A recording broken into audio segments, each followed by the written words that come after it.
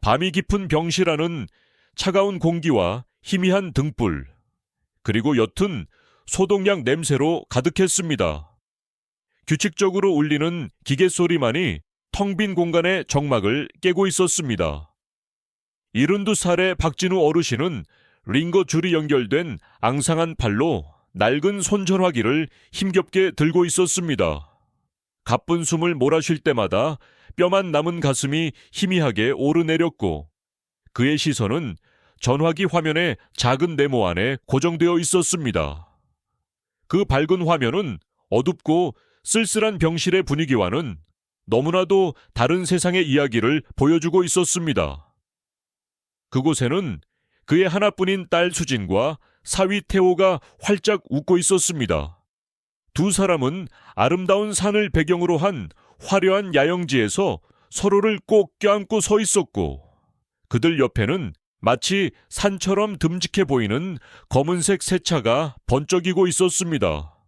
차체에는 커다란 붉은색 띠가 매여 있어 마치 값비싼 선물처럼 보였습니다. 사진 아래에는 드디어 우리의 꿈을 이루다, 새로운 시작, 행복한 삶이라는 글귀가 적혀 있었습니다. 박진우 어르신의 얼굴 근육이 고통스럽게 떨렸습니다. 그것은 병세로 인한 아픔이 아니었습니다. 심장을 날카로운 유리 조각으로 베어내는 듯한 훨씬 더 깊고 시린 고통이었습니다. 사진 속에서 환하게 웃고 있는 딸과 사위의 웃음소리가 마치 귓가에 울리는 듯 생생하게 들려왔습니다. 그들의 행복한 웃음소리는 병실의 규칙적인 기계 소리와 뒤섞여 그의 머릿속을 어지럽혔습니다. 뜨거운 눈물 한 방울이 메마른 뺨을 타고 흘러내려 차가운 병원 이불 위로 툭 떨어졌습니다. 바로 이틀 전, 마지막 희망을 품고 사위에게 전화를 걸었을 때 들었던 차갑고 날카로운 목소리가 머릿속을 다시 파고들었습니다. 아버님, 저희가 지금 1,500만 원이라는 큰돈이 어디 있겠습니까? 시작했던 일이 잘 안 풀려서 저희도 빚더미에 앉아 있습니다. 연세도 있으신데 수술은 몸에 무리가 갈 수 있으니 집에서 조옥은 약초라도 다려 드시면서 푹 쉬시는 게 더 나을 겁니다.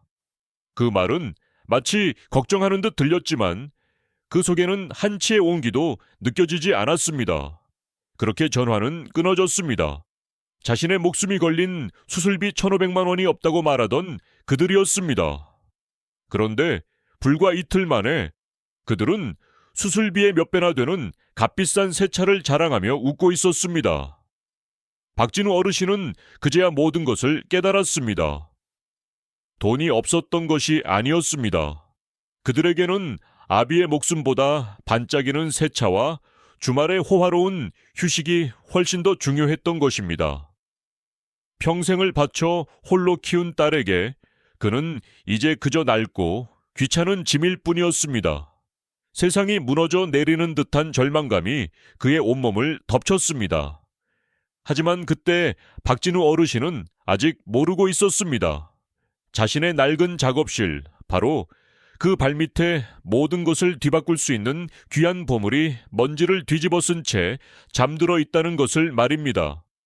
그리고 진짜 충격적인 반전은 자신이 아니라 바로 자신을 버린 그들을 기다리고 있다는 사실을 말입니다. 안녕하세요, 여러분. 이 가슴 아픈 이야기가 어떻게 전개될지 궁금하시죠? 본격적인 이야기에 앞서 지금 어느 도시에서 우리 이야기를 보고 계신지 댓글로 남겨주시겠어요? 멀리서 보내주시는 여러분의 따뜻한 관심과 응원이 저희에게는 정말 큰 힘이 됩니다. 그리고 저희 이야기가 마음에 드신다면 앞으로도 좋은 이야기를 전해드릴 수 있도록 구독과 좋아요도 잊지 말고 꼭 눌러주세요. 자, 그럼 우리 주인공 박진우 어르신의 삶 속으로 다시 한번 깊이 들어가 보겠습니다. 박진우 어르신은 평생을 나무와 함께 살아온 분이었습니다. 그의 작은 집은 언제나 은은한 소나무 향기로 가득했고 집안의 모든 가구는 그의 손을 거쳐 만들어진 것들이었습니다. 투박하지만 단단한 식탁, 정교한 무늬가 새겨진 문갑, 햇살을 받으면 따뜻한 빛을 내는 마루까지 집안 곳곳에는 그의 땀과 세월이 깃들어 있었습니다. 젊은 시절 아내를 먼저 하늘로 보낸 뒤 그는 오직 하나뿐인 딸 수진을 바라보며 험한 세상을 버텨왔습니다. 거칠고 두꺼운 굳은 살이 박인 그의 손은 단단한 나무를 다룰 때는 무쇠처럼 강했지만 어린 딸의 머리를 쓰다듬을 때는 세상 누구보다 부드러웠습니다. 그에게 딸 수진은 평생을 바쳐 만든 가장 귀하고 소중한 작품이었습니다. 딸이 웃으면 온 세상을 얻은 듯 행복했고, 딸이 아프면 자기 살이 찢겨나가는 듯 아팠습니다. 그렇게 애지중지 키운 딸이 좋은 사람을 만나 결혼할 때 그는 집을 마련해 주느라 평생 모은 돈을 아낌없이 내어주었고, 그 후로도 늘 자식들 걱정뿐이었습니다. 그날 아침도 여느 때와 다르지 않았습니다. 박진우 어르신은 마당 한편의 작은 텃밭에서 흙을 고르고 있었습니다. 따스한 햇살을 받으며 허리를 펴는 순간 갑자기 가슴을 쥐어짜는 듯한 극심한 통증이 찾아왔습니다. 숨이 턱 막히고 눈앞이 캄캄해지면서 그는 그대로 정신을 잃고 쓰러졌습니다. 다행히 담 넘어 이웃이 그를 발견하고 급히 병원으로 옮겼습니다. 몇 시간 뒤 하얀 병실 천장을 보며 눈을 뜬 그에게 의사는 무거운 표정으로 다가와 말했습니다. 어르신, 검사 결과가 좋지 않습니다. 심장으로 피를 내보내는 문이 돌처럼 딱딱하게 굳어서 제 역할을 거의 못하고 있습니다. 대동맥 판막 협착증이라는 병인데 상태가 매우 심각합니다. 의사의 말 한마디 한마디가 그의 심장에 비수처럼 꽂혔습니다. 의사는 곧이어 희망적인 소식과 절망적인 소식을 함께 전했습니다. 다행히 요즘에는 가슴을 크게 열지 않고 하는 새로운 수술 방법이 있습니다. 하지만 건강보험이 전부 적용되지 않아 수술에 필요한 비용이 대략 1,500만 원 정도 듭니다. 어르신의 상태를 보면 늦어도 일주일 안에는 꼭 수술을 받으셔야 합니다. 1,500만 원. 평생을 성실하게 살아온 그에게는 너무나도 거대한 금액이었습니다. 통장에 남은 돈은 고작 몇십만 원 뿐이었습니다. 눈앞이 캄캄해지고 온몸에 힘이 빠졌지만 그의 머릿속에는 오직 한 사람, 딸 수진의 얼굴만이 떠올랐습니다. 떨리는 손으로 전화기를 든 그는 마지막 희망의 끈을 붙잡는 심정으로 딸의 번호를 눌렀습니다. 그는 아직 믿고 있었습니다. 자신이 평생을 바쳐 키운 딸이라면 아비의 목숨이 위태로운 이 상황을 결코 외면하지 않을 것이라고 말입니다. 하지만 그 희망이 얼마나 어리석고 헛된 것이었는지를 깨닫기까지는 그리 오랜 시간이 걸리지 않았습니다. 전화기 너머로 들려오는 딸 수진의 목소리는 걱정이 가득했지만 그 걱정 속에는 어찌할 바를 모르는 불안함이 섞여 있었습니다. 수진은 아버지의 갑작스러운 소식에 놀라 안절부절 못하면서도 연신 옆에 있는 남편 태호의 눈치만 살피고 있었습니다. 그들의 집은 최신 전자제품과 번쩍이는 가구들로 꾸며져 있어 겉보기에는 부족함이 없어 보였지만 그 안에는 차가운 계산과 이기심이 도사리고 있었습니다. 사위 태호는 야망이 크고 언제나 자신의 성공과 물질적인 부를 최우선으로 생각하는 사람이었습니다. 그에게 장인은 그저 아내의 가족일 뿐, 자신의 인생 계획에 조금이라도 방해가 되는 존재는 귀찮고 거추장스러울 따름이었습니다. 반면 딸 수진은 마음은 여렸지만 성격이 우유부단하여 늘 강한 남편의 의견에 휘둘리는 사람이었습니다. 아버지에 대한 죄송함과 남편에 대한 두려움 사이에서 그녀는 이러지도 저러지도 못하고 있었습니다. 아버지가 수술비로 1,500만 원이 필요하다는 말을 듣자마자 태호는 들고 있던 서류판을 신경질적으로 탁 내려놓았습니다. 그는 수진의 손에서 전화기를 거의 빼앗다시피 가져가서는 목소리를 깔고 말했습니다. 아버님, 저희가 지난번에 말씀드리지 않았습니까? 제가 하던 일이 잘못되어서 지금 빚 갚기도 벅찬 상황입니다. 저희도 하루하루가 전쟁입니다. 그런 큰 돈은 저희에게 없습니다. 그의 목소리에는 일말의 동정심도 느껴지지 않았습니다. 오히려 귀찮은 부탁을 하는 노인을 나무라는 듯한 냉랭함이 가득했습니다. 박진우 어르신은 애타는 마음으로 다시 한번 매달렸습니다. 야야, 의사 선생님 말씀이 이건 목숨이 달린 문제라고 하시는구나. 제발 어떻게든 방법을 좀 찾아주면 안 되겠니? 하지만 태호는 그 말을 가차없이 잘라버렸습니다. 요즘 의사 선생님들 말 다 믿으면 안 됩니다. 괜히 겁줘서 돈 쓰게 만들려는 속셈이지요. 저희도 정말 힘듭니다. 몸조리 잘하시고 이만 끊겠습니다. 뚝! 전화가 끊어지는 소리는 박진우 어르신의 마지막 희망이 부서지는 소리 같았습니다. 태호는 아무 일 없다는 듯 다시 서류판을 집어들었고 수진은 남편을 원망스러운 눈빛으로 쳐다보았지만 끝내 아무 말도 하지 못했습니다. 그녀는 그저 입술만 깨물 뿐이었습니다. 병실에 홀로 남은 박진우 어르신은 힘없이 전화기를 내려놓았습니다. 사위의 냉정한 목소리보다 그를 더 아프게 한 것은 그 옆에서 아무 말도 하지 못하고 침묵으로 동의한 딸의 모습이었습니다. 평생을 바쳐 지켜온 딸이 이제는 자신보다 남편의 눈치를 더 살피는 낯선 사람이 되어버렸다는 사실이 그의 가슴을 후벼 팠습니다. 배신감이라는 차가운 감정이 서서히 그의 마음속에 번지기 시작했습니다. 하지만 그는 여전히 믿고 싶지 않았습니다. 잠시 형편이 어려워 그러는 것일 뿐 딸의 진심은 아닐 것이라고 애써 스스로를 위로했습니다.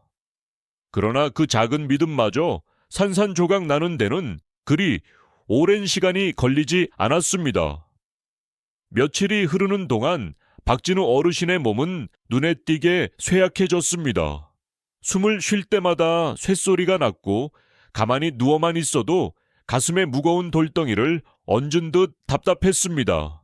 창백해진 얼굴과 움푹 들어간 눈은 그의 남은 시간이 얼마 피해 없음을 말해주고 있었습니다. 하지만 그는 포기할 수 없었습니다. 어떻게든 살아남아 딸의 얼굴을 한 번이라도 더 보고 싶었습니다. 그는 마지막 남은 힘을 쥐어짜 어떻게든 돈을 마련해 보려 애썼습니다. 평생을 일군 집을 담보로 돈을 빌리기 위해 은행 몇 군데에 연락을 취했지만 나이가 많고 정해진 벌이가 없다는 이유로 번번이 거절당했습니다. 젊은 시절부터 손때 묻혀가며 아껴왔던 귀한 연장들을 팔아보려고 수소문도 해봤지만 수술비에는 턱없이 부족한 푼돈만을 제시받을 뿐이었습니다. 절망적인 상황 속에서 그는 다시 한번 딸에게 전화를 걸었습니다. 목소리는 심하게 갈라졌고 말 한마디를 내뱉는 것조차 힘겨웠습니다. 수진아, 아빠다. 정말 미안하지만 아빠가 너무 아파서 그런다. 어떻게든 조금이라도 돈을 마련해 줄 수는 없겠니? 제발 부탁이다, 딸아. 그의 목소리에는 아버지로서의 자존심을 모두 내려놓은 간절한 애원이 담겨 있었습니다. 하지만 이번에도 전화를 받은 것은 사위 태호였습니다. 그의 목소리는 지난번보다 훨씬 더 차갑고 짜증이 섞여 있었습니다. 아버님, 저희가 안 된다고 분명히 말씀드렸지 않습니까? 왜 자꾸 저희를 못살게 구시는 겁니까? 저희도 힘들어 죽겠습니다. 세상에 아픈 사람이 아버님 혼자뿐인 줄 아십니까? 제발 저희 좀 그만 괴롭히십시오. 태호는 마치 귀찮은 벌레를 쫓아내듯 매몰차게 소리치고는 전화를 끊어버렸습니다. 그 전화 한 통에 박진우 어르신의 세상은 완전히 무너져 내렸습니다. 더 이상 기댈 곳도 희망을 가질 이유도 없었습니다. 텅 빈 눈으로 멍하니 천장만 바라보던 그는 무의식적으로 손전화기를 들어 올렸습니다. 딸의 얼굴이라도 한번 보고 싶은 마음에 딸의 눈이 소통망에 들어갔습니다. 그리고 바로 그 순간 그는 자신의 눈을 의심했습니다. 화면 속에는 불과 몇 시간 전에 올라온 사진 한 장이 있었습니다. 바로 그 사진, 화려한 야영지를 배경으로 번쩍이는 새 차 옆에서 환하게 웃고 있는 딸과 사위의 모습이었습니다. 사진 속 딸은 값비싼 옷을 입고 행복에 겨운 미소를 짓고 있었습니다. 돈이 없어 힘들다던 그들의 모습은 어디에도 찾아볼 수 없었습니다. 그제야 모든 것이 명확해졌습니다. 문제는 돈이 아니었습니다. 문제는 마음이었습니다. 자식들에게 자신은 더 이상 소중한 가족이 아니라 그들의 화려한 삶에 방해가 되는 짐일 뿐이었습니다. 아비의 목숨값보다 새로 산 차가, 아비의 고통보다 주말의 즐거움이 더 중요했던 것입니다. 그 순간 박진우 어르신의 마음속에서 무언가 단단히 끊어지는 소리가 났습니다. 그는 조용히 링거줄을 뽑았습니다. 그리고는 낡은 옷을 주워 입고 아무에게도 말없이 병실을 나섰습니다. 그는 자신의 손으로 지은 집에서 자신의 삶을 조용히 마감하기로 결심했습니다. 집으로 돌아온 박진우 어르신은 며칠 동안 아무것도 하지 않고 멍하니 앉아만 있었습니다. 먼지가 뽀얗게 쌓인 작업실 의자에 몸을 기댄 채 그는 지나온 세월을 되돌아보았습니다. 나무 향기 가득한 이곳에서 딸의 작은 책상을 만들어주던 기억, 서툰 솜씨로 나무 인형을 깎아주었을 때 기뻐하며 웃던 딸의 얼굴이 아련하게 떠올랐습니다. 그는 이제 모든 것을 체념했습니다. 조용히 죽음을 받아들이기로 마음먹은 그의 얼굴에는 어떤 미련도 남아있지 않았습니다. 낡은 앨범을 꺼내 아내와 함께 찍은 빛바랜 사진들을 한 장 한 장 넘겨보며 그는 마지막 인사를 준비하고 있었습니다. 바로 그때 오랫동안 울리지 않던 낡은 전화기가 요란한 소리를 내며 울렸습니다. 낯선 번호였습니다. 받지 않으려 했지만 전화벨 소리는 끈질기게 이어졌습니다. 그는 마지못해 수화기를 들었습니다. 수화기 너머에서는 활기차고 힘있는 목소리가 들려왔습니다. 박 선생님, 저 기억하시겠습니까? 이민준입니다. 30년 전에 선생님께 나무 다루는 법을 배웠던 제자입니다. 제가 잠시 서울에 올라올 일이 생겼는데 선생님 생각이 나서 연락드렸습니다. 혹시 잠시 찾아뵈어도 괜찮겠습니까? 이민준. 박진우 어르신의 기억 저편에서 까까머리에 가난했던 소년의 얼굴이 희미하게 떠올랐습니다. 집안 형편이 어려워 아무것도 배울 수 없었던 그 아이의 재능을 안타깝게 여겨 그는 몇 년 동안 아무런 대가 없이 자신의 모든 기술을 가르쳐 주었습니다. 어차피 마지막 길을 가는 마당에 옛 제자의 얼굴이라도 한번 보고 가는 것이 좋겠다는 생각에 그는 그러라고 대답했습니다. 그것이 자신의 인생을 송두리째 바꿀 운명적인 만남이 될 줄은 꿈에도 상상하지 못한 채였습니다. 몇 시간 뒤 말끔한 차림의 중년 남성이 된 이민준이 찾아왔습니다. 이제는 이름만 대면 누구나 아는 유명한 고가구 복원 전문가이자 감정가가 된 그는 스승의 작업실을 둘러보며 감회에 젖었습니다. 그의 눈은 존경과 그리움으로 빛나고 있었습니다. 그러던 그의 시선이 작업실 한 구석 두꺼운 방수포에 덮여있는 낡은 가구들에 멈췄습니다. 선생님, 저것은 무엇입니까? 혹시 제가 한번 봐도 되겠습니까? 민주는 조심스럽게 방수포를 걷어냈습니다. 그러자 먼지 아래에서 숨 막힐 듯 아름다운 나뭇결을 가진 가구들이 모습을 드러냈습니다. 그것은 박진우 어르신이 젊은 시절 자신의 모든 기술과 혼을 쏟아부어 만들었던 물풀의 나무 가구 한 벌이었습니다. 이제는 나라에서 베는 것을 엄격히 금지하여 그 가치를 돈으로 따질 수조차 없는 귀한 나무였습니다. 민준의 눈이 믿을 수 없다는 듯 커졌습니다. 그는 떨리는 손으로 가구 표면을 조심스럽게 쓸어보며 외쳤습니다. 선생님, 세상에 이게 아직 여기에 있었군요. 이것은 단순한 가구가 아닙니다. 이건 박물관에 있어야 할 귀한 유물입니다. 이 정도 작품이라면 10억 원은 좋게 넘을 겁니다. 이건 나라의 보물입니다. 그 순간 죽음을 기다리던 박진우 어르신의 텅 빈 눈에 서서히 빛이 돌아오기 시작했습니다. 이것은 단순히 큰돈이 생긴 것 이상의 의미였습니다. 평생을 바친 자신의 삶이, 자신의 기술이 헛되지 않았다는 증거였습니다.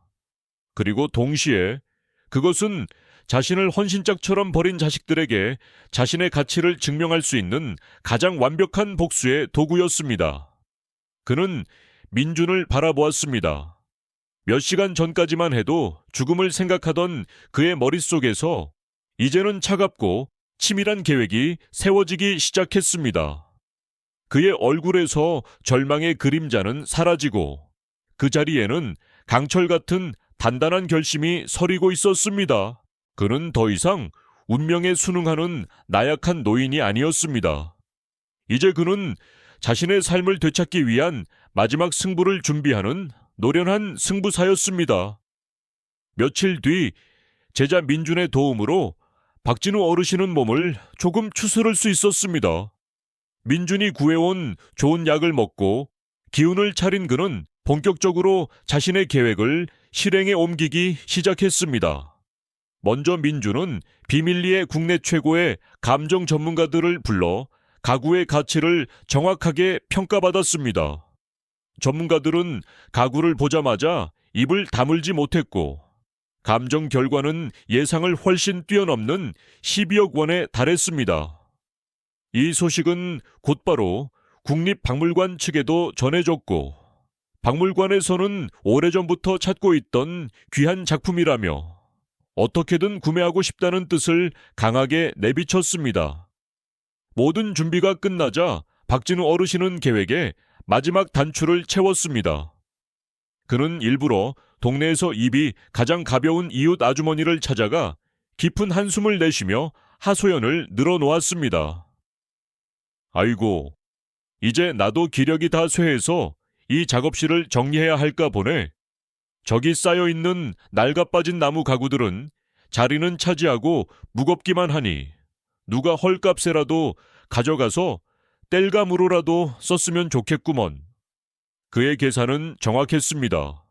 그 말은 날개 돋친 듯 동네에 퍼져나갔고 채 1시간도 되지 않아 딸 수진에게서 전화가 걸려왔습니다. 수진의 목소리는 평소와는 비교할 수 없을 정도로 다정하고 살가웠습니다. 아빠, 몸은 좀 어떠세요? 저희가 얼마나 걱정했는지 아세요? 병원에서 말도 없이 나오셔서 얼마나 놀랐다고요. 아빠, 저희가 지금 바로 갈게요. 작업실 정리하는 거 저희가 다 도와드릴게요. 그 목소리에는 가식적인 걱정과 숨길 수 없는 탐욕이 교묘하게 뒤섞여 있었습니다. 30분쯤 지났을까? 딸과 사위는 마치 약속이나 한 듯 문 앞에 나타났습니다. 그들의 두 손에는 평소에는 구경하기도 힘들었던 값비싼 건강식품과 과일 상자가 들려 있었습니다. 사위 태호는 세상에서 가장 효심 깊은 아들인 양 너터루스을 지으며 살갑게 굴었지만 그의 눈은 쉴 새 없이 작업실 안을 훑으며 감나가는 물건이 있는지 살피고 있었습니다.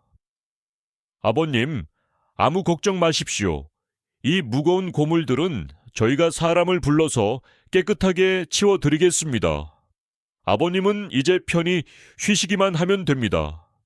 이 모든 게 다 아버님 건강을 위한 일 아니겠습니까? 태호는 마치 큰 선심이라도 쓰는 것처럼 말했습니다. 박진우 어르신은 그들의 위선적인 행동을 말없이 지켜보았습니다. 자신의 목숨값 1,500만 원은 아까워 외면했던 자들이 이제는 쓸모없어 보이는 낡은 가구 몇 점에 눈이 멀어 달려든 모습이 가소롭기 짝이 없었습니다. 하지만 그는 속내를 철저히 감춘 채 기운 없고 병든 늙은이의 모습을 연기했습니다. 그는 이미 알고 있었습니다. 욕심에 눈이 먼 그들은 스스로 파놓은 함정 속으로 제 발로 걸어 들어오고 있다는 것을 말입니다. 이제 덫을 놓고 먹잇감을 유인했으니 남은 것은 결정적인 순간에 덫을 내리쳐 숨통을 끊는 일뿐이었습니다. 그의 얼굴에는 차가운 미소가 희미하게 스쳐 지나갔습니다. 모든 것은 그의 계획대로 완벽하게 흘러가고 있었습니다. 다음 날 아침이 밝자마자 박진우 어르신의 집 앞에는 커다란 짐차가 멈춰 섰습니다. 사위태호는 마치 자기 물건이라도 되는 양 거들먹거리며 일꾼들에게 손짓으로 이리저리 명령을 내리고 있었습니다. 딸 수지는 혹시라도 아버지가 마음을 바꿀세라 옆에서 안절부절 못하며 그의 눈치를 살폈습니다.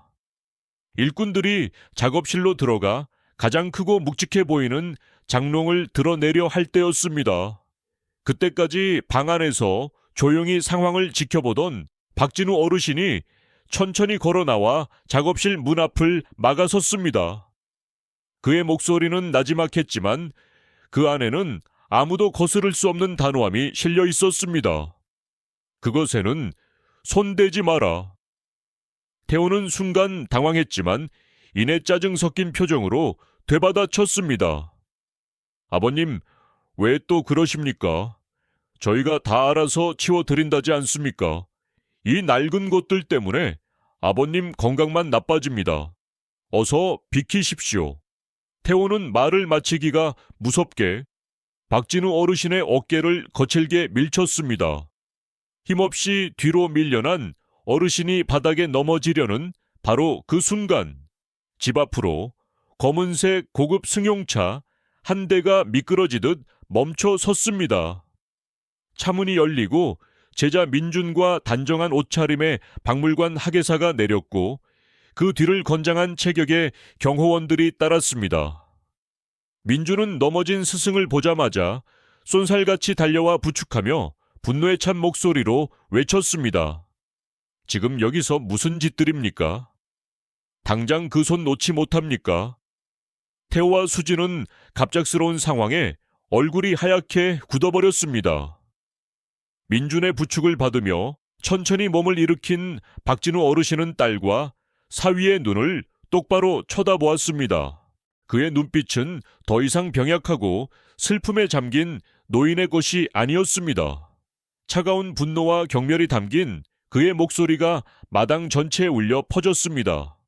너희가 고물이라며 내다 버리려 했던 이 가구들이 바로 내 평생의 자부심이자 내 삶 그 자체다.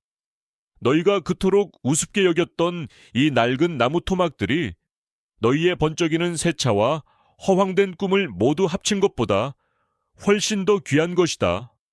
그리고 이 가구들은 방금 대한민국 국립박물관에서 사들였다. 박물관 학예사는 차가운 표정으로 두 사람 앞으로 다가가 서류철을 내밀었습니다. 이 가구들은 이제 국가의 소유가 된 문화재입니다. 국가의 재산을 불법으로 취득하려 한 행위는 명백한 범죄입니다. 지금 즉시 경찰에 신고하겠습니다. 멀리서 들려오는 경찰차의 사이렌 소리가 점점 더 가까워졌습니다. 태호와 수지는 그 자리에 얼어붙은 듯 서서 아무 말도 하지 못했습니다. 그들은 그제야 깨달았습니다. 자신들이 버리고 짓밟았던 것이 단순히 늙은 아버지가 아니라 감히 값을 매길 수 없는 존엄한 한 인간의 삶이었다는 것을 말입니다. 그로부터 6달이라는 시간이 흘렀습니다. 박진우 어르신은 성공적으로 수술을 받고 건강을 완전히 되찾았습니다. 그는 가구를 판 돈의 대부분을 자신과 같이 어렵고 소외된 노인들을 돕는 자선단체에 기부했습니다. 장인의 손길이라는 이름의 이 단체는 수술비가 없어 고통받는 어르신들을 지원하고 재능은 있지만 형편이 어려워 꿈을 펼치지 못하는 젊은 기술자들에게 배움의 기회를 주는 일을 했습니다. 그는 남은 돈으로 바다가 보이는 작은 시골 마을에 아담한 집과 작업실을 새로 마련했습니다. 이제 그의 곁에는 피를 나눈 자식 대신 그의 따뜻한 마음에 감동하여 모여든 새로운 이웃과 제자들이 있었습니다.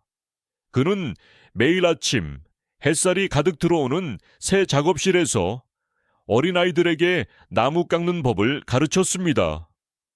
아이들의 서툰 손에서 나무 조각이 귀여운 동물 모양으로 변해갈 때마다 그의 얼굴에는 진정한 행복의 미소가 피어났습니다.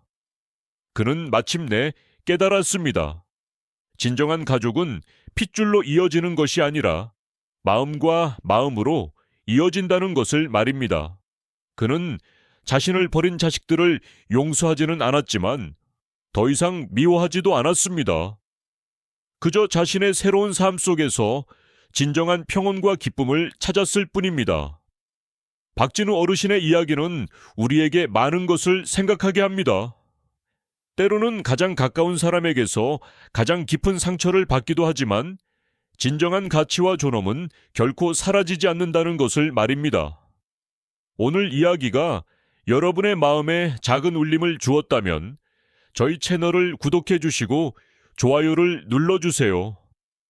여러분의 따뜻한 응원이 저희에게는 더 좋은 이야기를 만드는 가장 큰 힘이 됩니다. 늘 건강하게